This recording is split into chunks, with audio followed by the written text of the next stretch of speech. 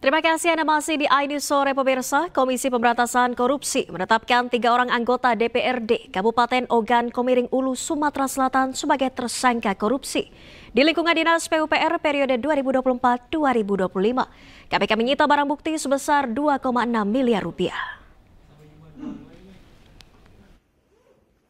3 tersangka dari jajaran anggota DPRD Kabupaten Ogan Komering Ulu, diantaranya anggota Komisi 3 Ferlan Juliansyah, Ketua Komisi 3 DPRD Oku M. Fahrudin, dan Ketua Komisi 2 DPRD Oku Umi Hartati.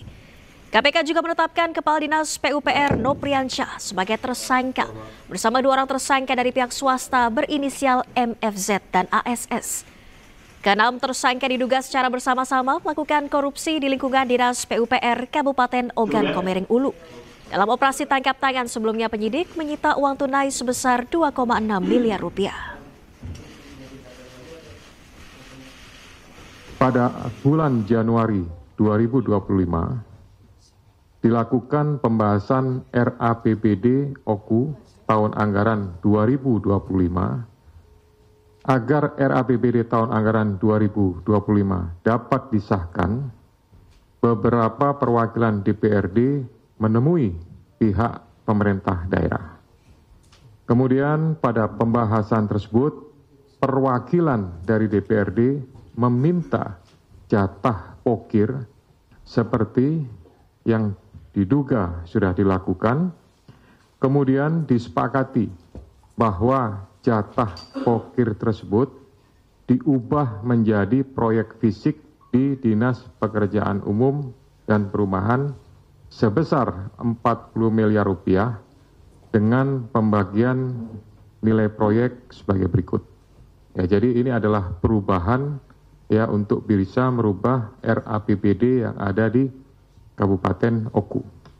Telah ditemukan bukti permulaan yang cukup terkait dugaan tindak pidana korupsi berupa penerimaan hadiah atau janji dengan pengadaan barang dan jasa di lingkungan Dinas PUPR Kabupaten Oku sampai dengan dari tahun 2024 sampai dengan tahun 2025.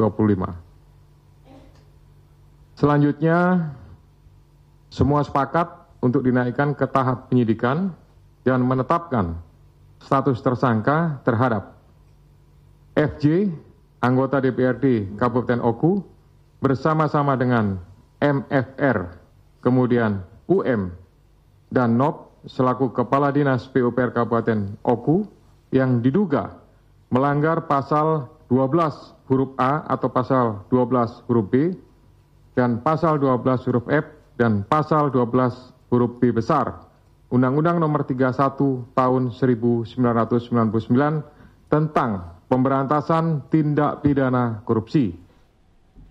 Kita ke informasi lainnya pemirsa. Presiden ke-7 RI Joko Widodo menepis tudingan mengirim utusan dan meminta untuk tidak dipecat dari PDI Perjuangan.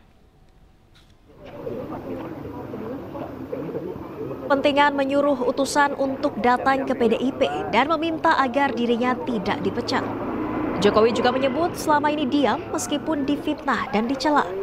Sebelumnya Ketua DPP PDIP Deddy Sitorus mengungkap pada 14 Desember tahun lalu ada utusan yang meminta Hasto Kristianto mundur dari jabatannya sebagai Sekjen PDIP. Utusan itu juga disebut meminta PDIP tak memecat Joko Widodo. Mendatangi Ketua PDI bilang kalau Pak Jokowi jangan dipecat dan Pak Hasto harus mundur. Tanggapannya gimana? Enggak ada. Pak Jokowi mungkin tahu. Ya disebutkan siapa gitu loh biar jelas. Enggak ada. Ya apa? Anunya apa? Pak Jokowi mungkin tahu kepentingannya apa saya mengutus untuk itu. Kepentingannya apa coba logikanya. Jadi tidak ada. Saya itu udah diem loh ya. Difitnah saya diem, dicela saya diem, dijelekan saya diem, dimaki-maki saya diem. Saya ngalah terus loh. Tapi ada batasnya. Ya. Kita beralih ke informasi lainnya pemirsa terkait kasus kekerasan seksual yang melibatkan mantan Kapolres Ngada AKBP Fajar Widya Dharma. Kementerian Sosial akan memberi pendampingan kepada korban. Tak hanya menyiapkan rumah aman, Kemensos juga berdiskusi dengan pihak terkait perihal rehabilitasi terhadap korban. Rencanakan pendampingan ya dari sentra kita yang bersama. Jadi pasti kita lakukan pendampingan ya. Kita akan siapkan hal-hal yang memang dibutuhkan. Kalau memang perlu residensial, kita siap sentra kita. Tapi yang jelas Kementerian Sosial akan berdiskusi dengan para sesepuh di sana, para tokoh-tokoh di sana bagaimana merehabilitasi. Sementara itu pemirsa, Menteri Hak Asasi Manusia Natalius Pigai mengomentari hukuman yang tepat untuk mantan Kapolres Ngada, yaitu 3 hukuman sekaligus. Hal tersebut disampaikan Natalius Pigai usai mengisi kuliah umum di Universitas Nomensen Medan, Sumatera Utara.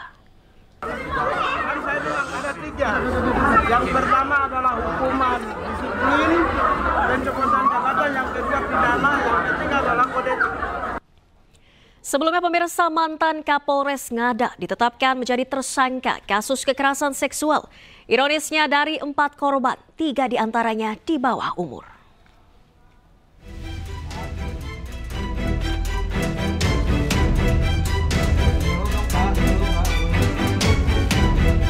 AKBP Fajar Widyadharma Lukman yang sebelumnya menjabat sebagai Kapolres Ngada dinyatakan sebagai tersangka kekerasan seksual.